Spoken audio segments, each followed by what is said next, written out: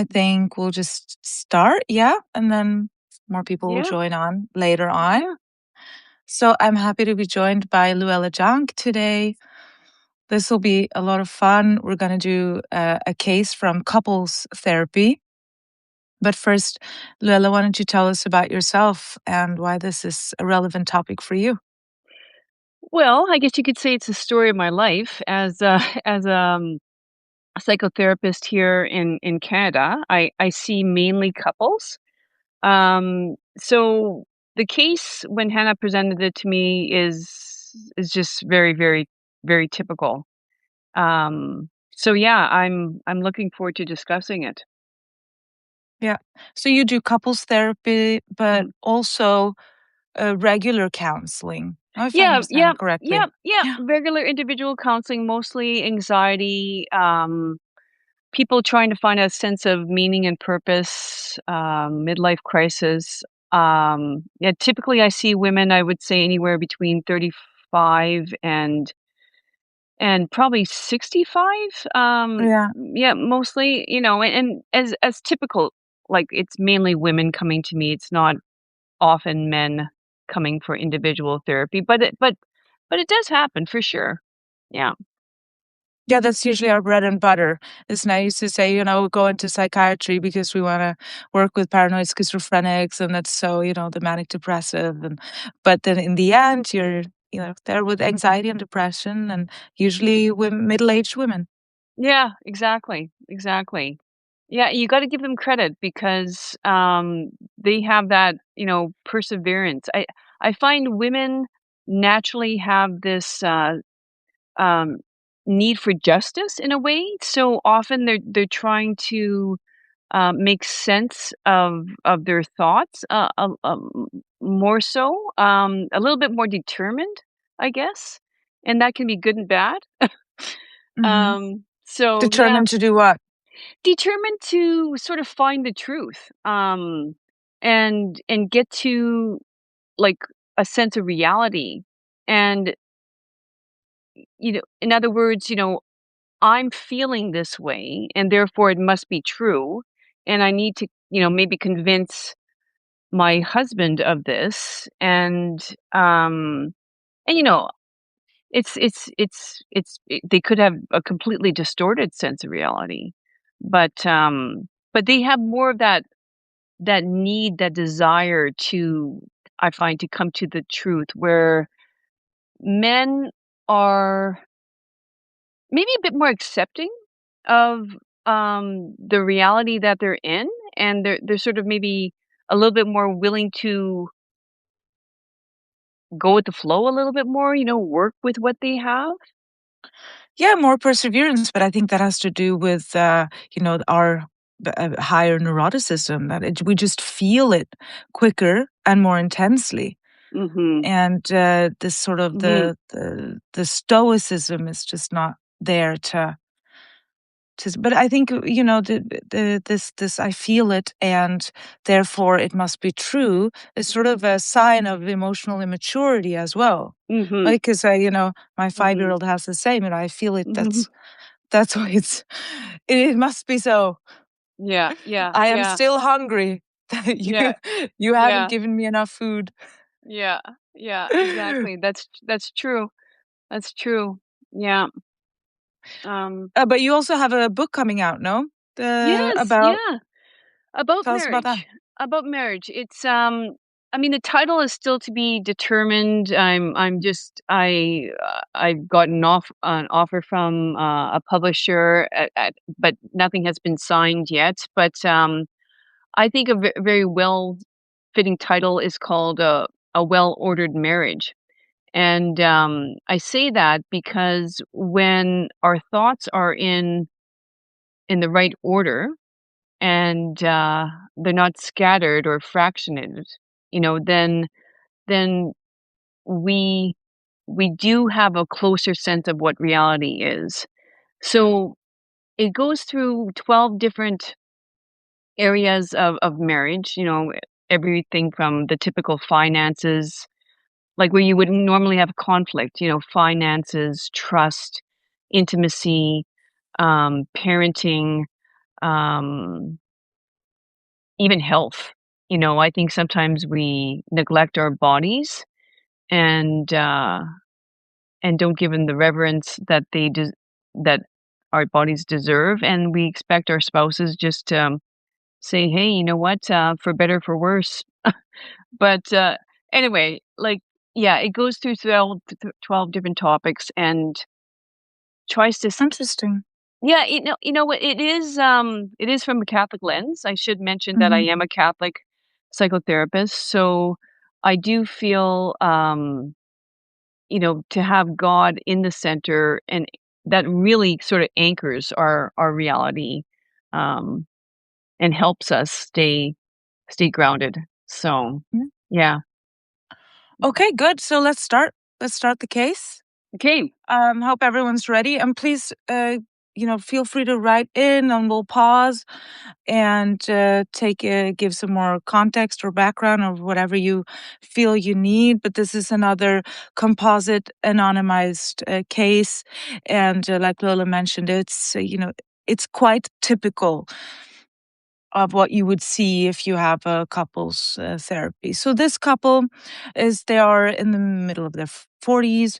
They arrive together, but she walks a little bit ahead, and so she leads, and he comes in a bit after, and he looks uncertain. He pauses, a bit unsure where to put himself. It's sort of, do I want to sit down? Do I not want to sit down? But does looks around, then at her, and they're clearly uncomfortable with each other, and you sort of get this feeling that when you're coming in the middle of someone having had a fight, and you're coming to dinner, and Mhm. it's sour. The atmosphere is just, you feel like you just want to leave again. So that's the feeling that you're getting from this couple, and they sit far apart.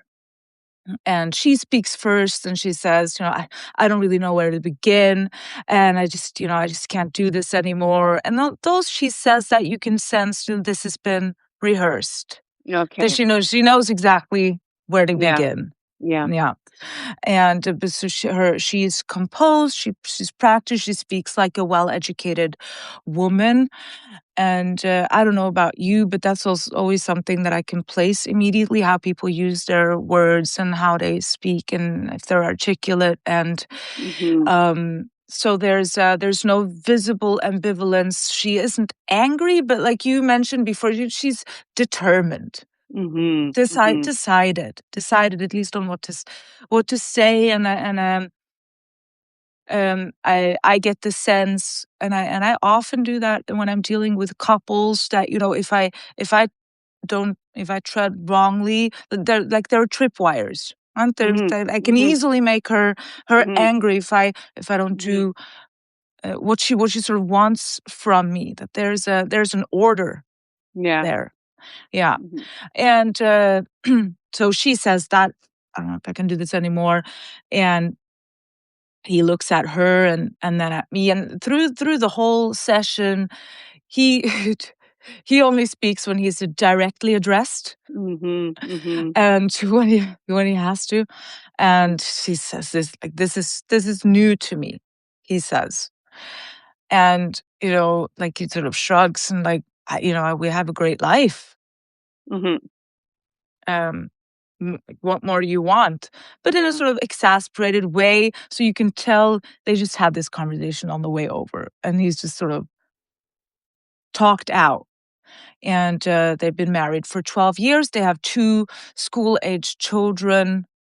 And then, I know, if you have kids, you can already sort of see the everyday life, right? They're both working. She's something of an office manager, um, but has a lot of responsibility, doesn't work 100%, and it's chaotic at home. And yeah, so there's no recent crisis, no obvious rupture.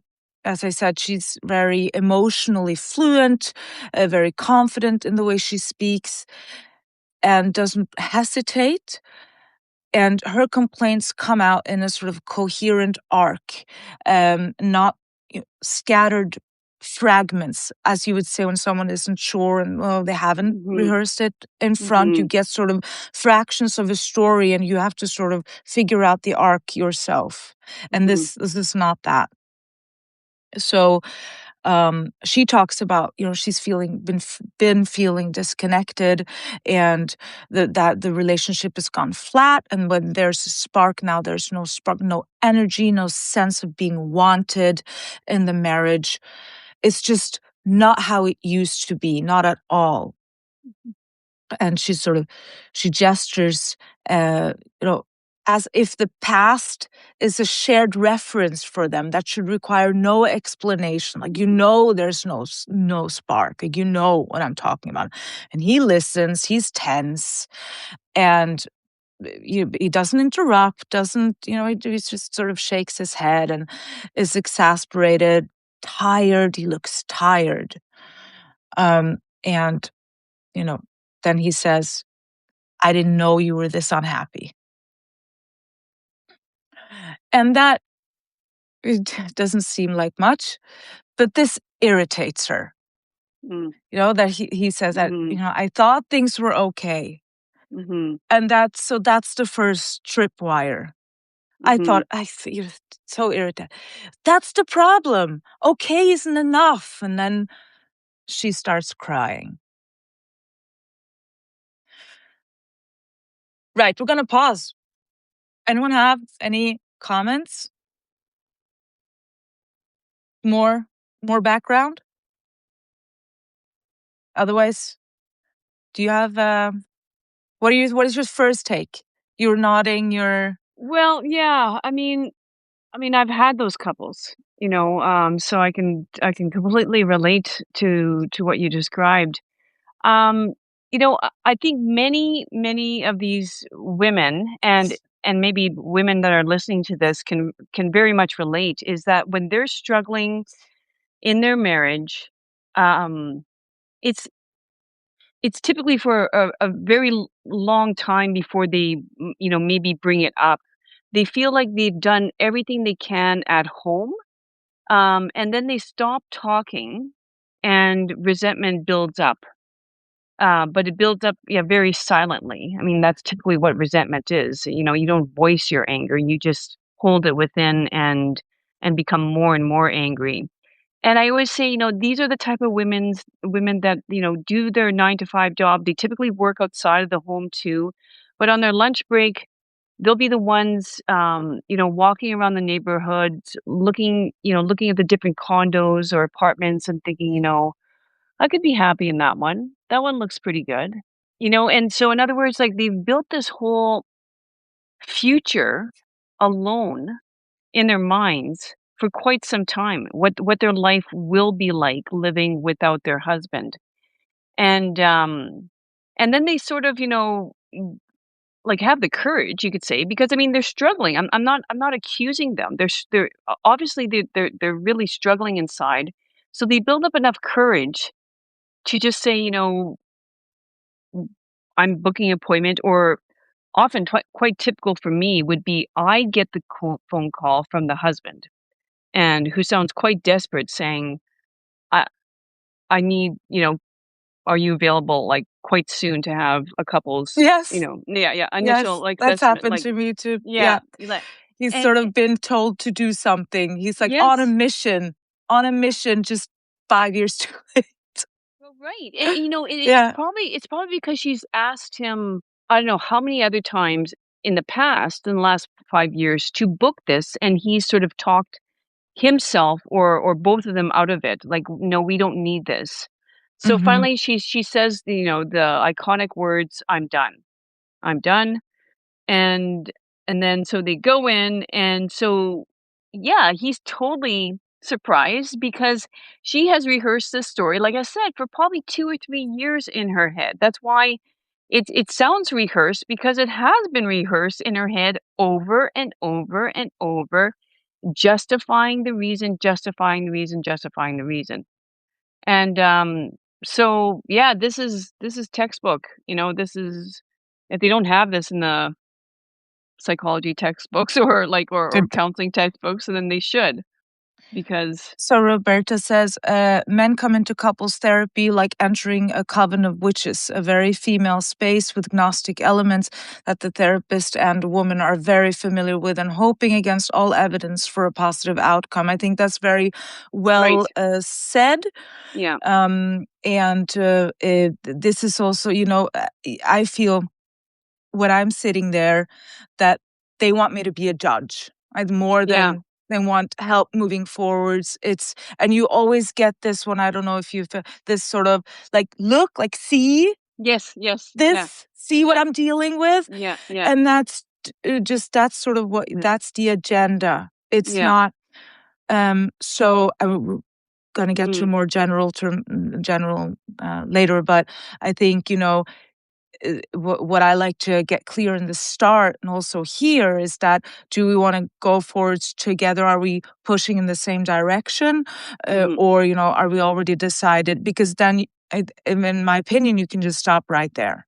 Right. If this Yeah. is about Yeah. having someone say, "Oh yeah, I totally see what which women tend to get from their friends now," you don't no, everyone has a divorced friend. That's what I want to say. Oh, for Everyone has sure. a divorced girlfriend, Yeah. and they Yeah. want, of course, for you to, because that would confirm their choice. Yeah. If you divorce as well, that would affirm them Mhm. in their life choice. So you're Mhm. gonna get a lot of input from you, and I just don't see that men receive that from their male friends. That No. you would be better off, or you just make sure you divorce before this happens, because then financially this sort Yeah. of advice.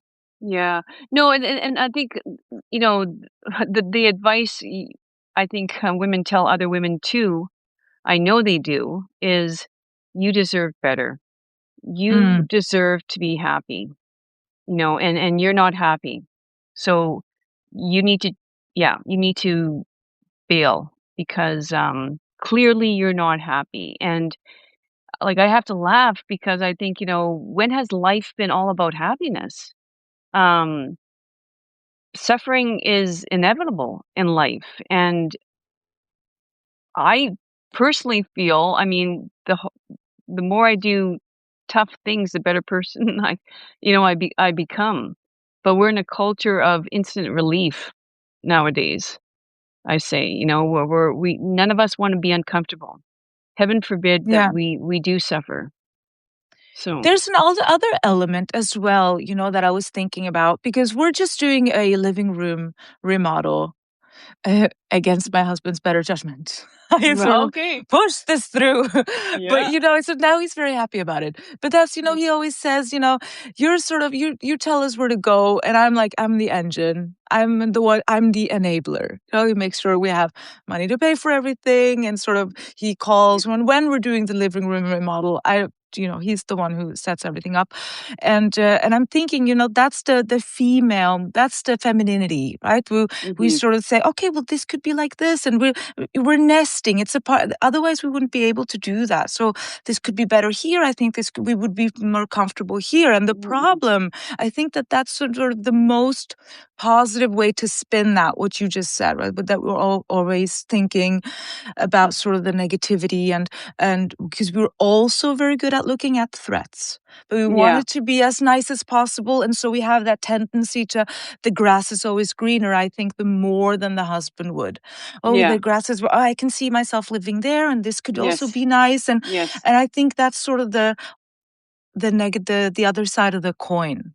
yes, yeah, This, and so yeah, when it's so easy for us to to say we're done and to yeah, get that divorce and get out because it's greener on the other side, yeah, that becomes problematic. hmm, What do you think of that? Just thought about that because of our living room remodel, and if it wasn't, yeah. for me, I think we would still be living in that same living room. Yeah, yeah, absolutely. That's what I mean. They're more just complacent in that way. Like I'm not going to say that, if a man is listening right now, he might be going, "Well, no. I mean, I want my marriage to be like, a 9 or a 10 and I'm always striving for that." Okay, good. But women, like I feel that I mean, there's a reason why women get addicted to reading romance novels. You know, it's not men picking up those books. It's women because I think since, being little young girls, like we watch the Disney movies, we read the Disney books, and it's all very romantic, and it's emotionally charged, right? Like, I'm gonna have a knight in shining armor, someday to save me and keep me happy forever after. And so I don't blame women. I think this is just our natural tendencies, but that's what I mean about we can't allow our emotions and our feelings to create our reality. That, this means this is a bad marriage and I need to get out of it. We can't solely rely on our emotions. We need professionals in our lives. We need a community of people who, are really thinking about what's the loving thing to do right now. What's a Yeah. charitable way of approaching this. So Right. yeah, just be careful with that. Okay. Should we continue Yeah, the session? Good. yeah, So it goes on, and so she then starts to say everyone I talk to says that this isn't normal, and so this is clearly something she's talked to with her yeah. friends about. Everyone says this no. My friends keep asking me how long, how why how it's lasted this long, and I've tried to explain it so many times, and as to the husband. And yes, so the narrative is rehearsed, and he seems to be encountering like still coming to terms with this. That Mhm, this is mhm, not the first time, but that he's still sort of the wheels are turning. And when he talks about his life and his his life, it's work and logistics and the kids and keeping things running, and mhm, he believes that he has been consistent and reliable, that he's done everything that's been expected of him. mhm, And so now he has this feeling of I've done everything that I thought I was supposed to, and now, it just that wasn't even enough. Like mhm, there's nothing more I can give. And he's very clearly from a personality perspective, very conscientious, very matter of factly, very mhm, sort of he comes from a scientist background, and when I was talking to them, I thought, I this men are from Venus, yeah, men are yeah, from Mars, women are from Venus. That just yeah. pops into my head when I have these sort of couples, right? Mhm, That's a stereotype for a reason. mhm, That you get that mhm, they come from different worlds and that they never really put the effort in to mhm, learn to communicate, to learn mhm, what lies behind the words. Mm? mhm, mhm, Um, so he says, I thought we were doing what needed to be done. And she never disagrees with the fact, she disagrees with what they mean. mhm, And she wants more engagement, she needs to feel admired, and so she's lost that. She says it feels like we're roommates, there's no passion, nothing ever happens unless I make it happen. I have mhm, to book this, and I have to make mhm, sure that we have a date and call the babysitter if I ever want anything mhm, outside. mhm, And then intimacy comes up. Yeah, I bring it up. That's not something, but that was something I was actually taught by a psychiatrist. Said that people will not bring it up because of the mhm, shame, even mhm, in individual therapy, mhm, their libido. But mhm, there's this relief if you bring it up, mhm, and you have mhm, to bring it up. But there's that, and I see that, right, when I mhm, ask. It's just they want, especially if they're on antidepressants or any sort of psychiatric mhm, medication, that's it's always affected, mhm, but it's very hard for them to bring that up mhm, in therapy. mhm. Yes, men are from Mars. John Gray says that when men are forced to talk, their estrogen levels increase and testosterone decreases, making men retreat. Mhm. Do you know anything about that? Well, I mean, I love the book. I love the fact that, you know, John Gray is actually one of the few that really get into the biology of a man and a woman.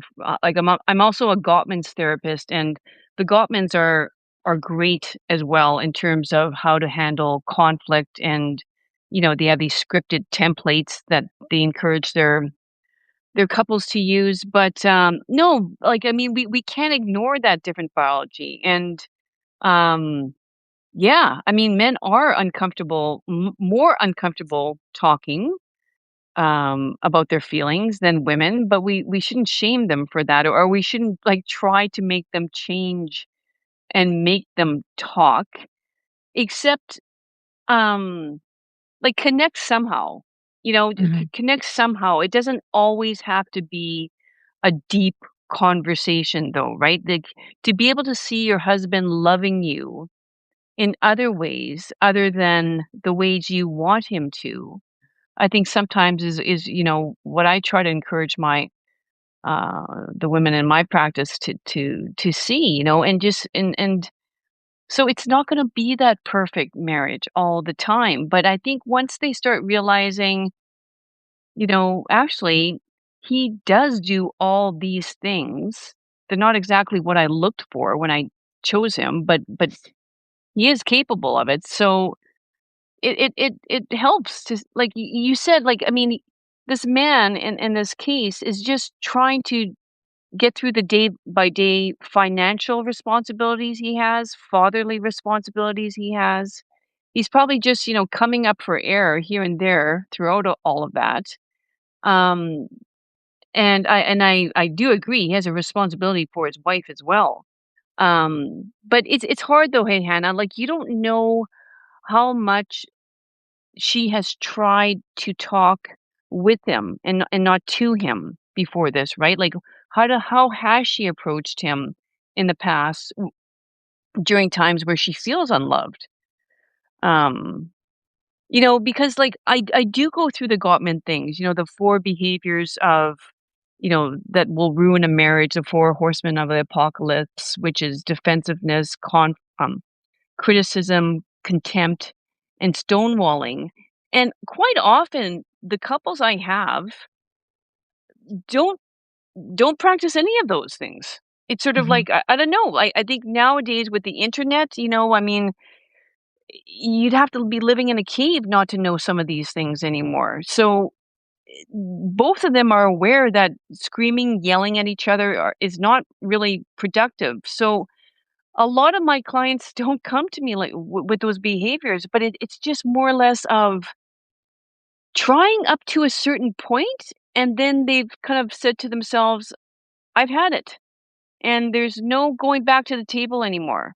You know, whereas I'm like, "No, what about prudence? Like, what about persistence? What about, you know, trying until you can't try anymore?"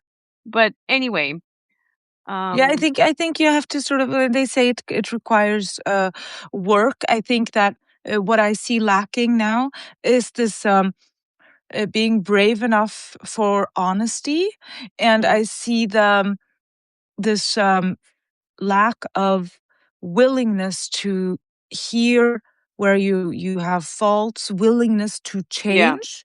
There's yeah, this, you know, you are because I see people going approaching relationships like you know picking apples from a tree. It's good or it's bad, and then if it's yeah, bad I toss it away, and that happens very quickly. It's not something that, you know, we are both imperfect and let's just start here, and then, you know, I need to know what I can do better, and I'll, you know, let you know what you can do better, and we sort of try to take the criticism yeah, and build a unit, and I yeah, build a unit that we are pulling in the same direction. Now I think it's very destructive how we go into marriage and we need our own identity and we need our own, you know, I've talked to Suzanne Venker about this. She writes a lot about, you know, how women approach marriage, and this is it's way too easy to get divorced now. Not Yeah. legally, it's because you already have everything separated.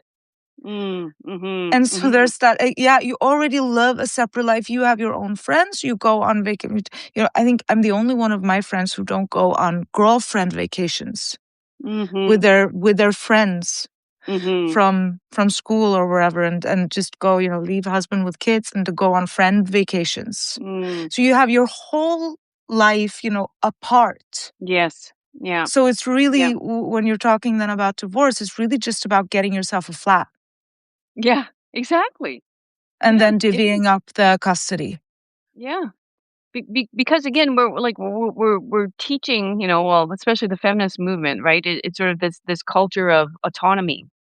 We can do everything on our own, and a lot of women are getting that message, and so it's very easy. I shouldn't say it's very easy. I mean, there's a lot of devastation that goes along with a divorce, especially if you have children. But it's much easier financially anyway, and yeah, there's no dependency needed on a man anymore. Um, so you know, what was it you were talking about? Yeah, like just that's why I try to bring God back into the center of this because I mean God is love, and you have to see that. I think sometimes I don't think the women see how much their husbands do actually love them. They just want them to love them in a certain way. And I don't know if, all men are capable of loving women in the way that they want to be loved. And so, like, in What other do you words, mean? What do you mean?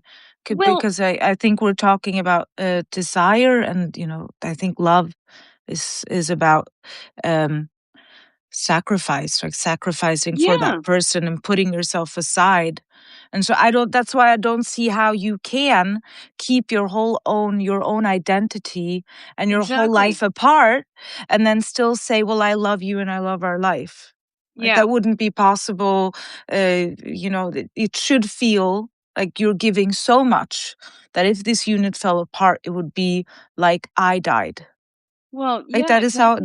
that is how I feel, and it would be like you have to completely depend on your husband, like completely depend, and Yeah. he needs that, I think, for his masculinity to completely have the place to flourish. He Well, needs that, yeah. exactly. I mean, yeah. I know that's what I was sort of getting at. Like see the good in him and start giving him compliments on that good. And because that way, like you're willing his good, right? You're doing good acts for him, and he will also thank you and love you more.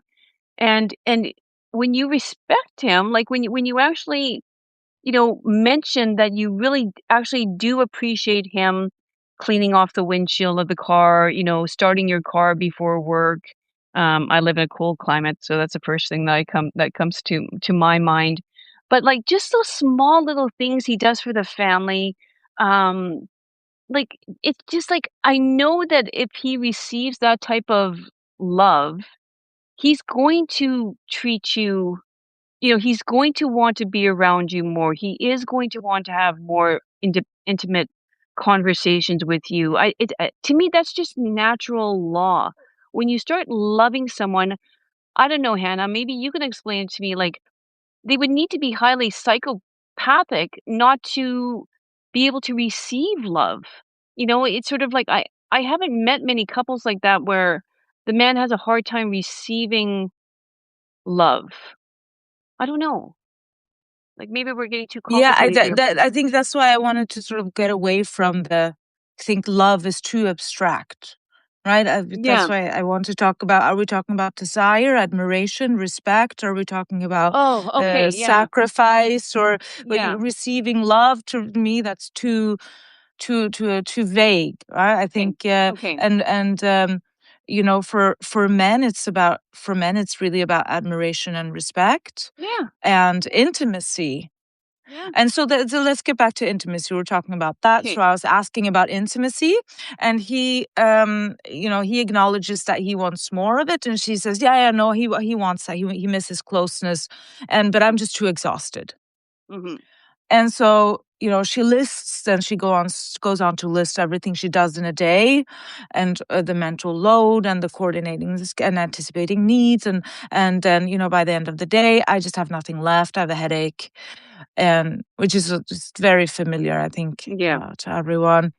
And I just can't switch that part of myself just back on at night. I Mhm. feel still completely overwhelmed, Mhm. and you know he he looks at her and he's sort of confused, and I didn't know that's how you felt.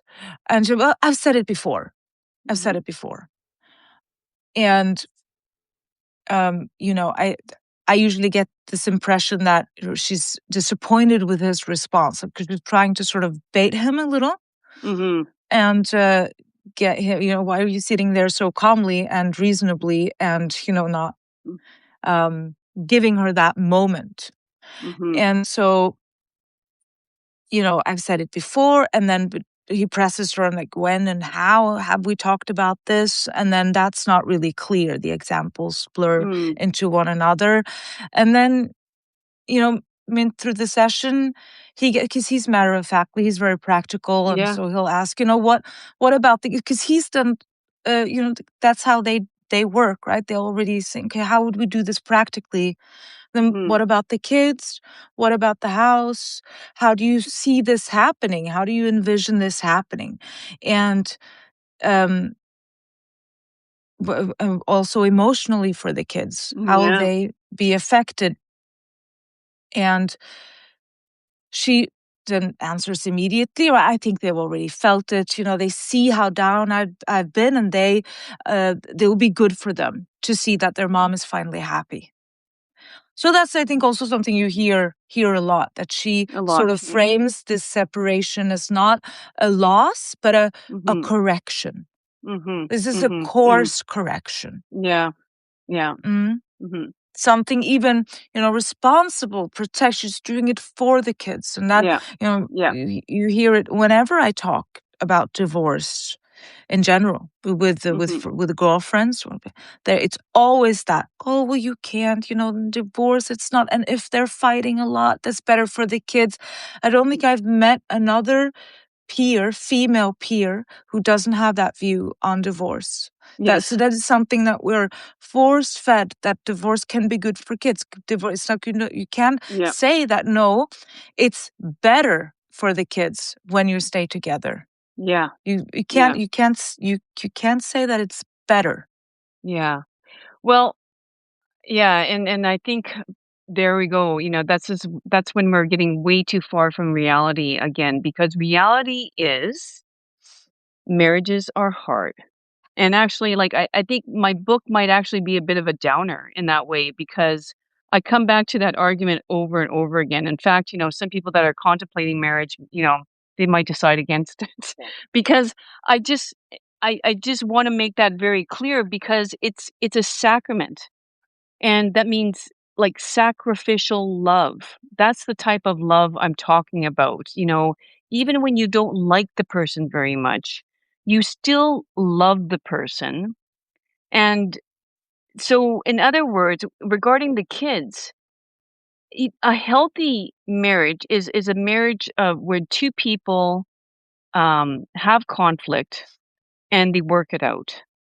And that's what I mean. I think people sometimes do business better than they do their marriage, because in business, we go back to the negotiating table, as a team. Like, this person, like, we just renegotiate until we resolve this. And we don't blame on, how did it happen, or which member of the team made this mistake happen. We look forward to the solution. And that's why it's never good to spend too much time in their past, how they work things out. Let's figure out what to do in the future. So again, I argue 100% that children are much better off with the couple being together and witnessing them working it out and showing the children that, you know what? Yeah, maybe the children will be 20 or 25 and they'll look back and they'll say, "Wow, yeah, there was a lot of conflict. I can't say I saw mom and dad cuddle up on the couch too often in my childhood, but you know what? They're still together and it seems like they're getting along better now than they ever have." That's what I see. Like that couples that have stayed together, maybe having children and maybe parenting has been like a real challenging part of their marriage. And then once the children are gone, you often hear the opposite too, like a lot of gray divorces when the children are gone because the two people don't know each other because they've both been living autonomous lives. But those that actually go back to the negotiating table over and over again, like, you gotta realize all that sacrifice together brings them closer. I don't know, Hannah, like, you talked about trips, but I've been on trips with my husband where it hasn't been easy. Um, like, it just seems like one canceled flight after another or lost baggage or Airbnb that was not like the site at all on the internet. But at the end, like, we're sitting together and we're kind of like, "Hey, high five," you know? It actually, it was a good trip, and we did it It's an together. adventure bringing you closer. Yeah, Yeah. yeah. So with this couple, there's no open hostility, and but just there's misalignment, and um, where would you go from there? They sort of presented their case, and as I said, I usually ask about goals. Also Mhm. here, where are you at? Do you want to, um, as you say, negotiate? Do you want Yeah, to, stay together? And I don't know about you, but I ask that quite openly. I do. yeah. Are you here to find a way to stay together, or why are you here? Mhm, mhm. Though I don't tiptoe around it because I think it's wasted time, and I'm not there to be a judge or to Yeah, diagnose yeah, anyone. And that has yeah, also happened to me sometimes, that you come in and then sort of, not directly but indirectly, asked to sort of diagnose the husband. That, don't you think that he has so yeah, many issues to deal with? yeah. Don't you think that he needs individual therapy? And so then, Mhm, that would then, yeah, relieve her of all of the blame and a lot of accountability. mhm, So I don't know mhm. what your thoughts are. What would you do? They come in and they say all of this. Yeah, well, you know what? I often try to bring down this, like that height of that emotional, you know, like try to remove some of the emotion out of it, like especially for her, right? Because she's at that like she's so kind of angry and fed Determined. up. Yeah, Hmm. determined. And like so I often like asking the question in the beginning or maybe midway through or maybe the end saying, you know, you guys didn't mention how you met. And then I get them, like, sort of to remove all this other anger, garbage, and go back to that first time Yeah, their first date, and tell me more why you fell in love with her or vice versa, you fell in love with him. And that just sort of, like, kind of, like, she'd probably get quite uncomfortable because she kinda has to talk about how much she actually, did love him or love him. And remind her of all the beautiful qualities that he probably still has, that have been, yeah, yeah, clouded over with all these other stuff. So anyway, yeah. Or the time before kids, right? Because it's yeah, so difficult to have small kids, and so your life is exactly. obviously much is very different. And if you don't do kids as a joint adventure like this vacation you were talking about. That's how you have to see it. It's this joint adventure. If it's Yeah. just about when you get to rest and when he gets to rest and when you get Mhm. so quickly people get into this tit for tat, and that it's Yeah. 50-50, and that it's not, you do this and I do, we both have our roles, and then together we have a great time with these kids, Yeah. Yeah. and they're a Yeah. product of us and our love. Mhm. Then it very, very quickly you get into, and you lose everything. Everything blurs what was before. So that's, I also did that a couple of times.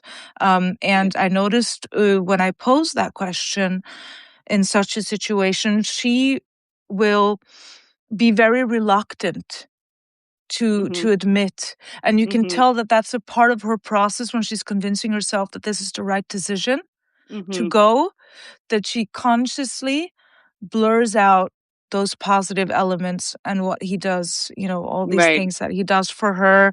And one actually told me then, yeah, when that was later, sessions later, that Yeah. he that yeah, I spoke to a friend who was divorced, and there were a lot of things that she realized that her husband had done that I Mhm. didn't, so Yeah. uh, it's almost about convincing her that the grass isn't greener, that this apartment Yeah. wouldn't look, about Yeah. all the things that wouldn't, and it's weighing her down, but a lot of the times, he's also, there's no way to, there's so much dishonesty, right? There's so many things that aren't said. And I think that's the main problem in the couples that I've seen. I don't know if you have that it's, they've let things slide and just gone to bed and just, okay, another day and busy lives. You just, Yeah. you can't undo that when you get to the stage where you go to couples therapy and you're thinking, oh, this is the Hail Mary before we get that divorce. Yeah. uh, I've never seen it work out, No. never. I hear the success rate is around 30%. That's the number I've heard. Mhm. Mhm. Yeah. Yeah. So what would I do? Yeah. I think I know you don't want to, like, for example, I want her to think about the time without the children. Like, I do remind them now that, it's unless he's some sort of felon or drug addict. I mean, there's no way you're going to get more than 50% of the time, with your children. And how will that be for you? Um, and she thinks she knows how she'll handle it, but I think, no one has a no one no one does until it actually happens. Which brings me to the point that sometimes I do suggest separation, because, like, it just depends on how, like, the Gottmans have something that they call, negative sentiment override, which means, like, Mhm. it's almost like a dark cloud over their house, I would call it. And sort of like, if he says, "Yeah, the sky is blue," she's like, "No, it's actually turquoise." Like, I mean, the man cannot do anything right. And at that point, that's when I almost say, "You know what? Maybe it is better that you separate." And what separation I find, I use it as a tool, if they can accommodate, right? Not everybody can financially do that. But it sort of, makes them, it kind of puts them in reality. It's sort of like, actually, this isn't what I thought it was going to be at all. Um, so, like, that's only when the couple is, though, like, so, like, I mean, she is done. Like, she is like, she can't find anything good in this man anymore. And but yeah, I mean, like I say, not everybody is that privileged that they can actually accommodate that. Not everybody has parents that they can Right. go live with, or whatever that is. So, But have but you found that has worked yeah, ever? That the distance, absence makes the yeah, heart grow I'd go fonder thing? fonder. Yeah. Okay. Well, I mean, I should mention personally, my husband and I experienced that. I think and that's why I can relate to it so much is that I was that woman in your case study. And, so I can validate this very much so that, after being apart for 3 or 4 months, and I'm sitting on my couch hearing the clock tick on the wall, which I've never heard in my house before because it was always full of noise and children, that I'm kinda going,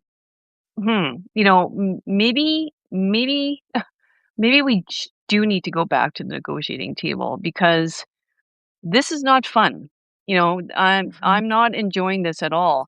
And so I do share my personal story with the couple quite often. And yes, I actually currently have a couple right now that after maybe, 7 or 8 sessions with me, she's like I like she was fighting it. She came to the sessions, but I could just tell she was fighting it and I said, "Okay, I really think you guys need to separate." You know, and the last time I heard from him, he said, in a very short email, she seems to be coming around a little bit. So, I haven't touched base in the last 2 or 3 weeks, but they may come to see me. They may find another therapist. They may yeah, I don't know. But I do feel like I think because sometimes women are just like I say, they're so focused on they've decided in hell or high water, like determined they're not gonna go back. And so to try to force them through couples therapy sometimes, it just does not work. And I think we have to acknowledge that and, just give them the grace to figure this out on their own sort of thing. But Yeah. I think it yeah, works when it's about communication, which is about what I said before, that they're yeah, just talking past each other. Where, yep, I have to sit and say, okay, he said that. I read this into what he said. I read something positive. And that, I mm, see in front of me that he says something mm, that, he's trying to come towards. And she's just like, no. And it's very frustrating. And if I was saying, I heard this positive thing actually behind what he just is that what you meant? yeah, And you'll yeah, be like, yeah, yeah, yeah. And she'll be like, yeah, okay, okay then. Yeah. right. Mm.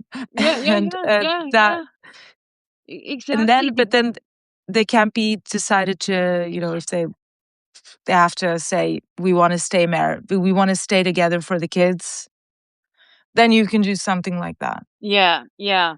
No, like 100%. I think we've all been there. We have to realize that when we're so full of anger, we cannot think rationally. Like that level of like where our sympathetic nervous system is so charged like that, we cannot see the forest for the trees. So that's what I mean. Mhm. She needs to separate. She needs to self-regulate, not just for an hour, but a period of time and get her wits about her. Um, yeah, and it does at times work. So it all depends. Each case is different. Yeah, it is. And I think, yeah, also this, um, oh no, I forgot this, that I've done a couple of times. That, that's very good, where you have to sort of say, you know, before you say anything, you have to have understood what the other person wants, right? What you have to tell You have to tell again, sort of a Mm, summary of what mm, they mean, what they said. Have I understood this correctly? And then then you can respond. But that yeah, they both have to sort of say, this is what you said. I understand that this is what you said, and then respond. yeah, yeah, yeah, That works very well. And then yeah. to see use the sort of, even if there's a 5% chance that this Exactly. might be so, that also that works well. Yeah, yeah. And everyone, comments? Anything you want to ask or that wasn't clear? Um, just the outcome, as you can tell, and this I've never had a couple that didn't separate, that didn't divorce after they came, and that was also for this composite case then. Mhm. And Mhm. yeah, that it was just much too late, and always Yeah. just too Yeah. much water Yeah. under the bridge. But what I will always correct quite early on is this misconception of it's better for the kids. That is Yes. something that really bugs me. And there's, I don't know if you know, he's Canadian, Gordon Neufeld. Yes, yeah, yeah, yeah, yeah, he's great. Yeah, he's Yeah. amazing. Attachment Yeah. Yeah. specialist.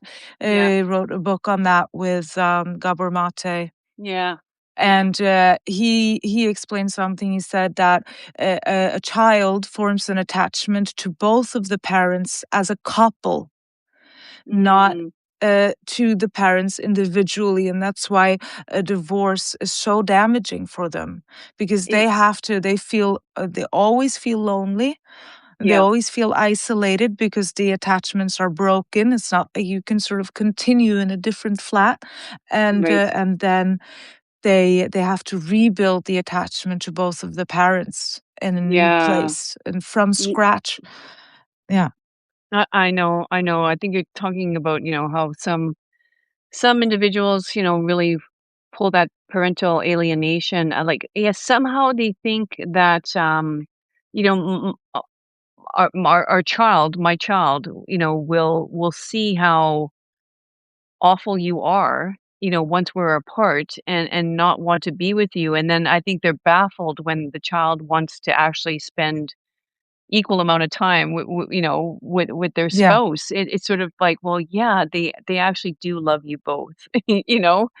Um, yeah, that's what I mean. You can be so delusional, and that's why you don't make those decisions quickly. Like, and she might say, "No, I thought about it," but that was the problem. You thought about it a long time on your own.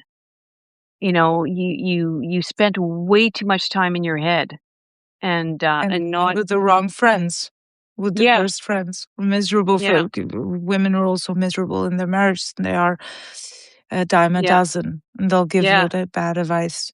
yeah, yeah. Roberta says how to placate her seems to be the theme true of our therapy. I'm sorry you went through that, Roberta. That must have been Mm. hard. You said you went to four different therapists and had this happen. That's rough.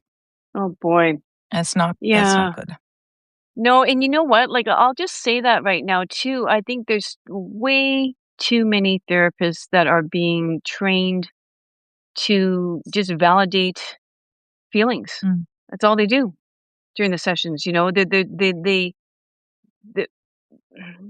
rather than, like, trying to, like, maybe point them to the truth a little bit more, right? It's Yeah, well, we're taught that we shouldn't offer any opinions or Yeah, advice or our own personal views. You are a blank slate, and yeah, I was taught this. I was taught this. yeah, Now do the opposite.